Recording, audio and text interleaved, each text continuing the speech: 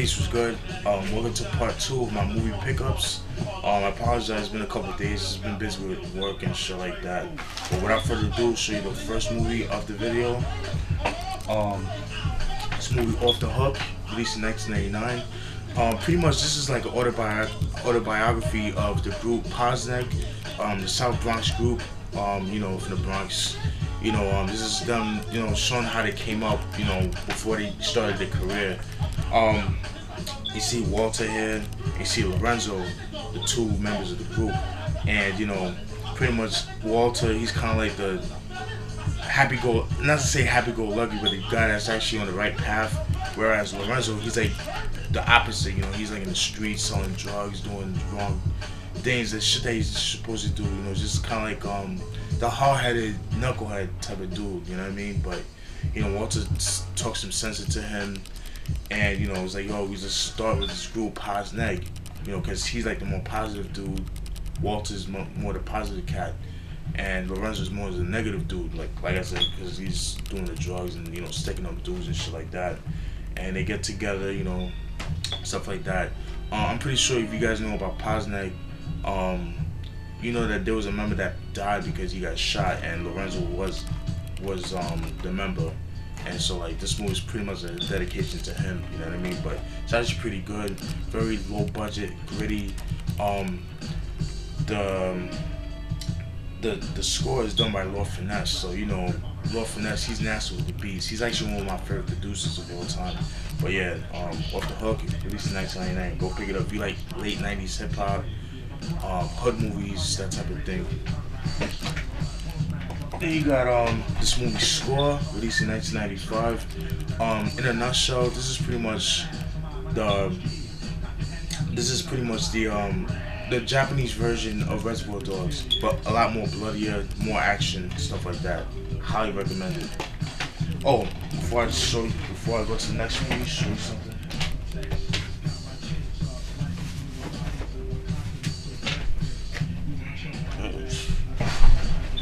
Also have the VHS.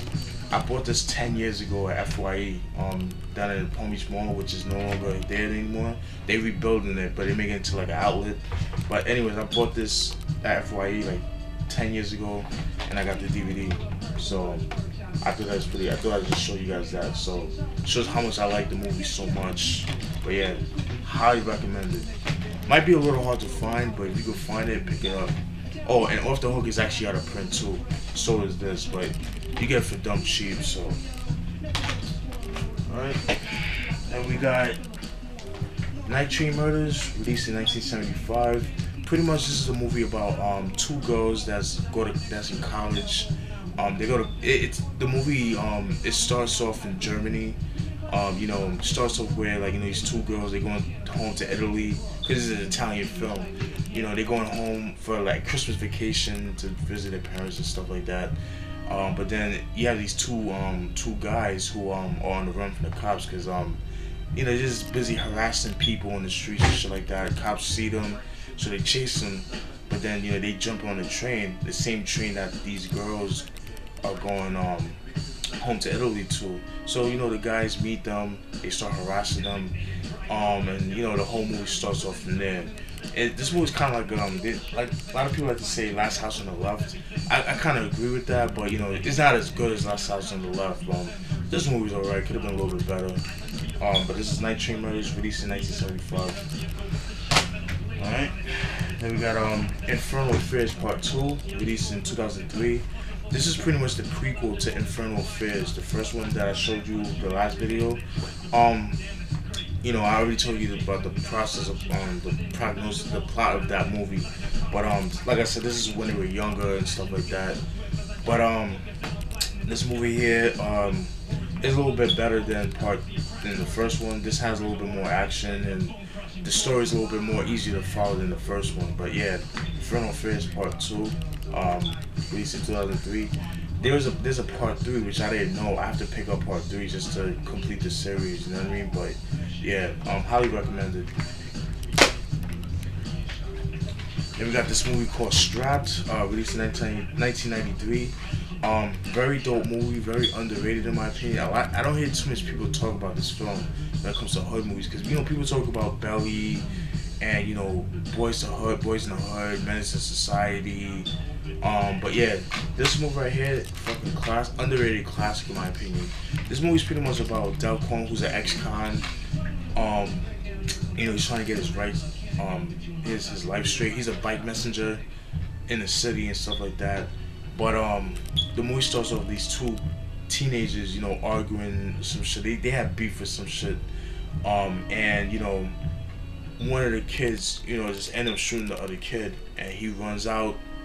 Daquan sees him. Yo, give me the gun. Let me get the gun. So he's trying to cover up for the kid, like saying like, yo, I killed the kid, but the cops know he didn't do the killing and stuff like that. Fast forward, his girlfriend gets in trouble for selling crack to an undercover cop.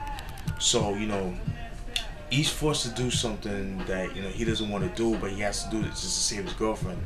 So he has to pretty much become an informant for the cops. Selling drugs. Selling guns. Excuse me. Hence the name Strap, because the whole movie is based on guns, not drugs. Like most hood movies are about drugs, but with this is about guns. And then you got his friend Bamboo, who's like kind of like a crazy gunhead type dude. He goes to this supplier named Ben, who white dude, goes to the hood, sells guns to Bamboo, played by Fragile Star, for like for a decent price. You know what I mean?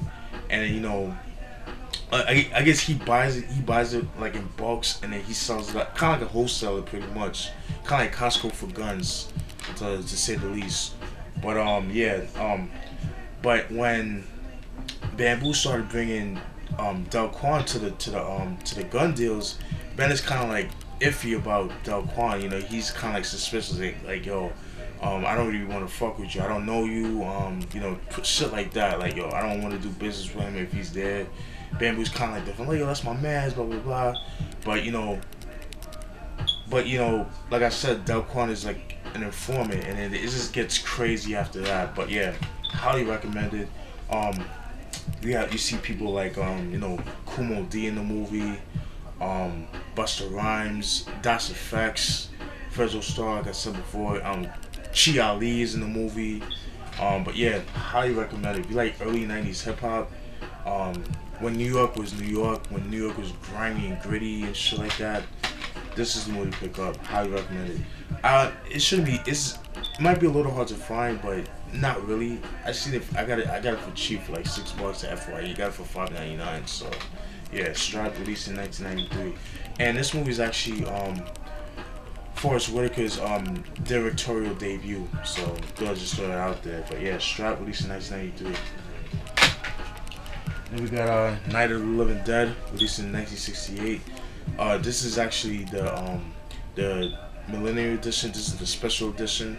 If you guys gonna pick up Night of the Living Dead, this is the version that you need to get. I know they have it on Blu-ray, but the Blu-ray doesn't have the special editions that special features this movie has.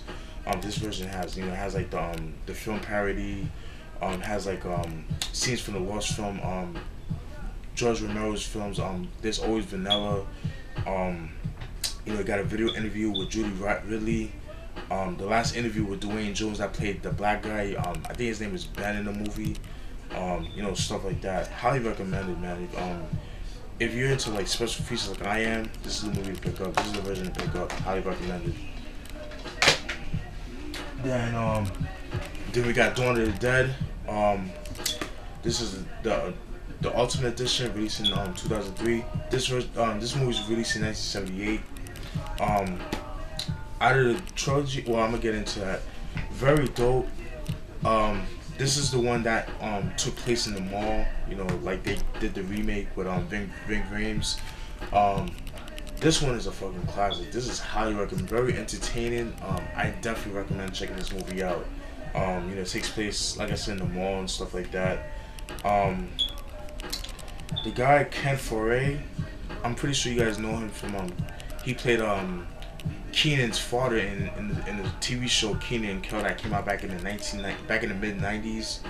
In Nickelodeon, he played Keenan's dad. The big tall black dude with the bald head. Well, he's in this movie and he plays the badass. You know what I mean? But highly recommended. This is a classic. If you're gonna own this movie, this is the version to pick up. This version is actually out of print, so if you could find it, pick it up. I got it off Amazon for like $10 or some shit like that. But yeah, highly recommended. Then we got Day of the Dead, released in 1985. This is like the final one out of the trilogy, because like you have Night of the Living Dead, you have Dawn of the Dead, and you got this one. This one was alright. I liked it actually. It's actually pretty underrated in my opinion. A lot of people kind of give shit to this film because, you know, a lot of people were saying like it's too much dialogue, not enough action and stuff like that. But the action in the end kind of makes up for it. You know what I mean? It's like a lot more bloody. It's very graphic. The effects on this one is superb. Tom Savini does his thing on this fucking movie. Yeah, this is actually a good movie. Like I said, it's a little bit underrated because, like I said, there's a lot of dialogue during the beginning, a lot of F-bomb, a lot of cursing in this movie. Bud, the zombie, he fucking makes this movie. That's all I gotta say. But yeah, this is highly recommended. Like I said, this is the Ultimate Edition. It's a 2-disc. It comes with a lot of features and stuff like that. In fact, I feel like Shout Factory or Scream Factory, they did the same thing. But Shout Factory, they're supposed to re-release this movie on Blu-ray next month with pretty much a special edition, like the same thing of this, but on Blu-ray. So I might have to pick that up. You know what I mean? But yeah, this is Day of the Dead, released in 1985. What I like about the trilogy is that with this one, it embodies the 60s. So when you watch this, you actually feel like you're in the 60s. It has like that real lo-fi, low budget feel. What I like, you know what I mean? You actually get that vibe to it. That's what I like about this film. You actually feel the 60s. With Dawn of the Dead, you actually feel like you're in the 70s. You actually get the 70s vibe with this movie, and that's what I like about this film.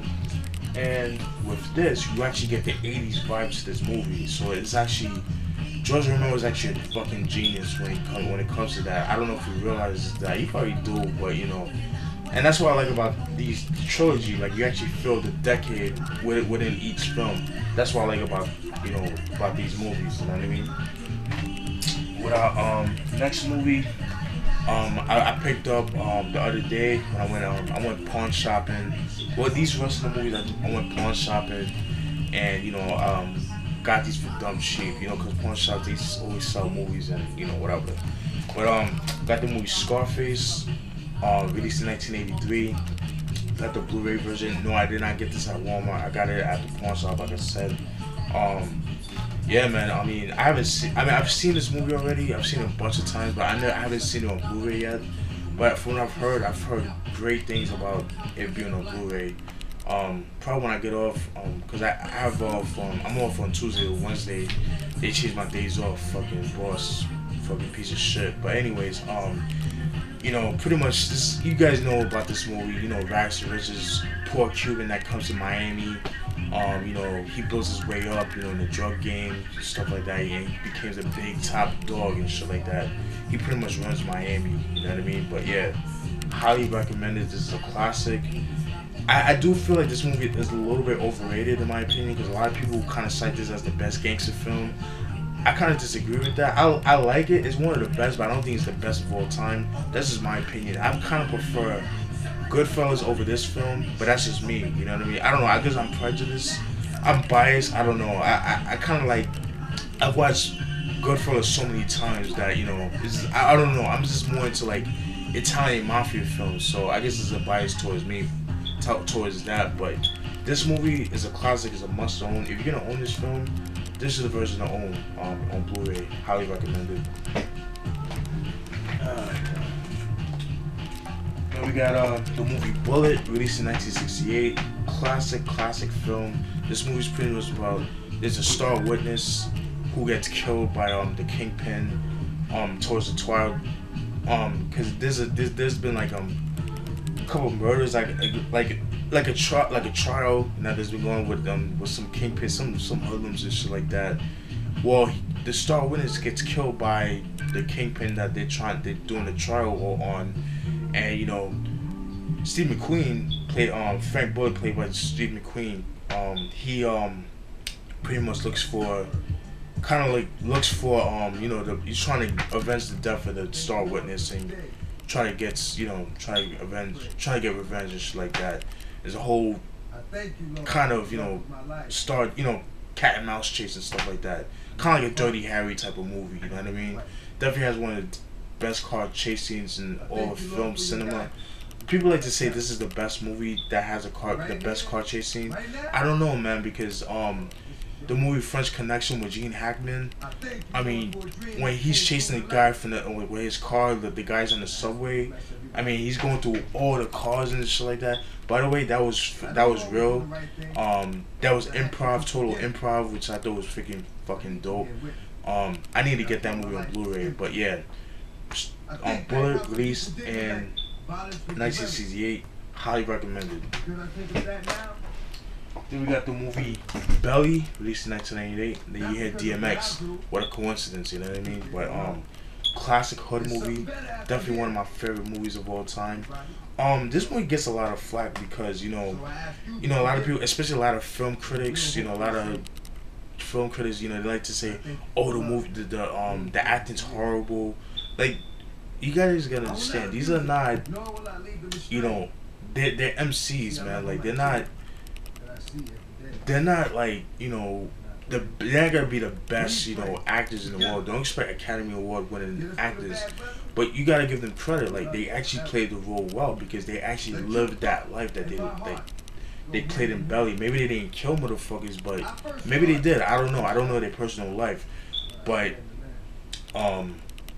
you know, they actually lived that life. You know what I mean? And they could relate to that shit. So you know, you gotta give it to that, because anybody else like a Wesley Snipes or Eddie Murphy is gonna look fake because they didn't live that life. You know what I mean? So, but these cats did. So you gotta give them that, and they played the role very well. I love, shout out to Hype Williams. He did the movie. He directed the movie. He you know, the cinematography where it's like the blackness and the whiteness, but mixed with the black. It looks clean, but it looks dirty at the same time, which I fucking love. I love that type of cinematography. I kind of wish Hype Williams do more movies like that. Waiting for the sequel to this movie, not that fake ass Belly the Beast shit with Game. I didn't even see that movie, but I didn't hear good things about that film. But yeah, we need a fucking sequel to this. But I don't know, DMX. I don't know. He's losing his mind with the drugs and shit. Like, always getting in trouble with the law. DMX, please hold your head up, please. We need you, fam. We need you to get cleaned up, get your shit together, get back to making dope music, dope movies. We need you. But yeah, Belly, released in 1998. We need you to make music like that again with Dame Grease. We want that flesh in my flesh, blood in my blood. You know, it's dark, hell, it's hot type of vibe. We need that. All right. And the next movie, Horror's Hospital, released in 1973. I haven't seen this movie yet, so I can't really give, you know, what the movie's about. I like the cover, like how it looks, pretty dope, and the year that this what attracted me, 1973, because I like horror movies from the 70s and 80s. So, you know, thought I'd just pick it up. Might be good, might be bad, who knows. Oh, before I did this, I was reading up on the movie and the information about the movie. This at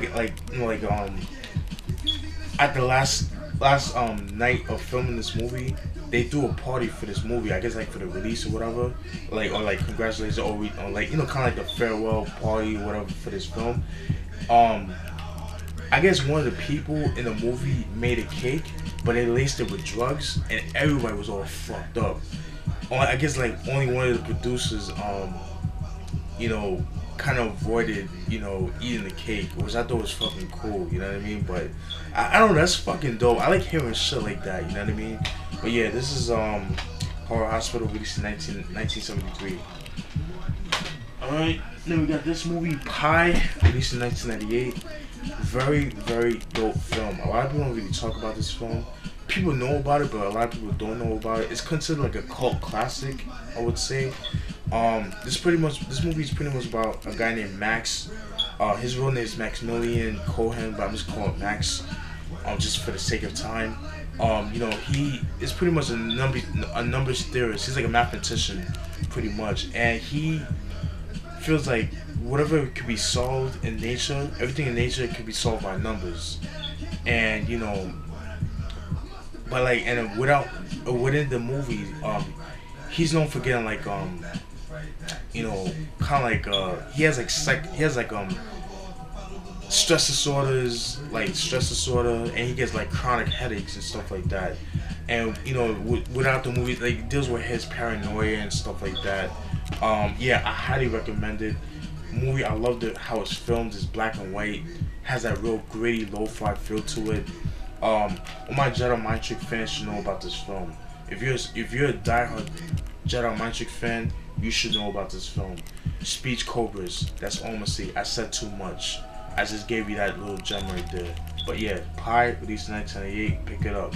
I believe this movie is actually out of print. Yeah, it is out of print because on the Artisan. Because a lot of movies that was released on the Artisan is actually out of print. So, but yeah, I highly recommend checking this movie out. Then we got this movie, 1 Hour Photo, released in 2002. Very dope movie. It's pretty much about a guy played by Robbie Williams who plays as a like a photo. He plays as like, I guess, like the photo editor. Like it's kind of like you know, where you develop your camera to get, you know, pictures and stuff like that. He works in that department. He kind of works like a knockoff Walmart and stuff like that. And there's a family called the what's the name of the family? The Yorkin family. Like I said, his name is Cy. His name is Cy and stuff like that. And you know, he's kind of a loner. He doesn't have a family of his own, and you know, he gets obsessed with this family. You know, like he feels like he's actually part of the family, and it's so crazy that, you know, he actually has like a whole shrine of all the pictures. Like he would make doubles of those films, and he would keep the other half for himself, and he would put up, you know, he has like a whole shrine of pictures of all the pictures that they developed over the years. He has like a whole shrine dedicated to them, and he feels like he's part of the family, and then like it gets crazy afterwards. I highly recommend. This is definitely one of Robbie Williams' best films. It's kind of, to me, it's very it's kind of slept on. It's very underrated. People don't really talk about this film, which is pretty sad because this movie is I say it's a classic in my opinion. I highly recommend it. Somebody got left. Yeah. Then we got Less Than Zero, released in 1987. This is a dope film. This movie is pretty much about this guy, right? Andrew McCarthy. What's his name? Yeah, Andrew McCarthy. His character in the film. You know, all these three, you know, their high school buddies and stuff like that. Him and this girl actually went out. They broke up. So he goes away to college, and you know when you're in college, you know, you go on break. So he goes back home, and mind you, these kids, they're like, you know, they live in Beverly Hills, so you know how that should go. These rich, spoiled brats, to say the least. You know, this movie is pretty much like, you know, he comes back from college, but without him knowing, they actually, Robert Downey Jr. and Andrew McCarthy's ex-girl actually had a relationship while he was away in college. So he was like, alright, whatever, you know, he didn't think anything of it.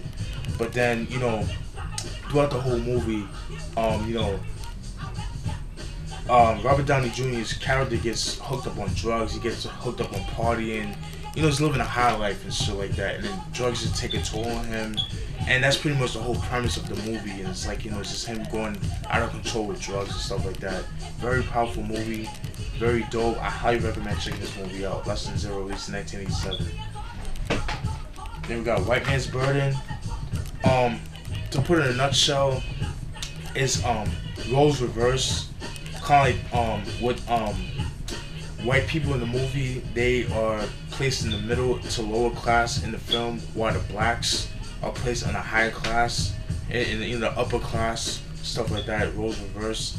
And John Travolta, he plays like as a I forget what he plays as. He plays as a factory worker, and you know, he gets fired in the factory because he's accused of being a peeping Tom or some shit like that, which he didn't even do. But then you know, Harry Belafonte, who plays the owner of the factory, gets kidnapped by John Travolta trying to get his job back for some shit that he didn't do. You know what I mean? So he holds him hostage and all that shit, and it gets crazy. But I highly recommend this movie. People of all races should watch this movie. That's all I have to say. Then we got Lock, Stock, and Two Smoking Barrels, released in 1998.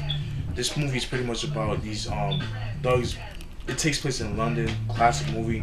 This was actually Jason Statham's first movie. It's pretty much about there's like two antique guns from like I guess like the back in the Middle Ages, whatever, back when the pirates and shit like that. They're highly sought after. It's worth a lot of money. So like you got these group of criminals trying to get to those guns and shit like that, and then hence the name Lock, Stock, and Two Smoking Barrels, and pretty much you get that, and it's pretty much like a cat and mouse chase. Highly recommend it. This is a classic. I Need to Get Snatched, which is like the unintentional sequel to this film. That's because a lot of people say this is not a sequel, but it is a sequel. But that's why I just said it's an unintentional sequel. But this is Lock, Stock, and Smoking Barrels, released in 1998. Pick it up. Then we got Romper Stomper, released in 1992. This is one of Russell Crowe's first films, one of his earlier films. This is before he became Americanized. This is before Gladiator. This is before A Beautiful Mind and all those movies. This movie is a classic in my opinion, very underrated. This is, pretty much the Australian version of American History X. Pretty much it's about a group of skinheads that live in Australia. I think it's in Sydney. I forgot where it's in Australia. But pretty much these skinheads live in this neighborhood. It's pretty much pro-white. Well, was until you have like a big Asian community coming into the neighborhood and they get pissed off about that. And it just comes with gentrification and stuff like that. And I talked about that in my rant yesterday. So, and this movie pretty much deals with that. It's very good, very gritty. One of the cast members, I forgot his name. I think his name was Daniel Pollock. I think his name was. Well, he committed suicide. So when this movie came out in theaters, he was dead by then. So, but yeah, Romper Stomper, I highly recommend checking this movie out. And that's it. I hope you guys enjoyed that update. Stay tuned for more videos. Peace.